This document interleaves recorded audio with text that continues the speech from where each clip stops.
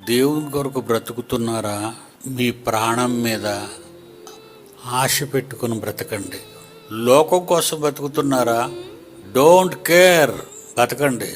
ఏదో మధ్యలో పోతారు. దేవుని కోసం 10 కాలాల పాటు బ్రతకాలని మీరు అనుకుంటున్నారా? మీ భార్య కోసం, మీ పిల్లల కోసం.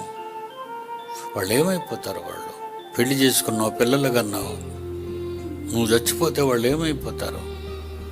మరి ఇవన్నీ నీకు బుర్రలో ఉండాలా వద్దా? నువ్వు దేవుని కోసం పుట్టావు, దేవుని పనులు చేయకుండా వెళ్ళిపోతావా?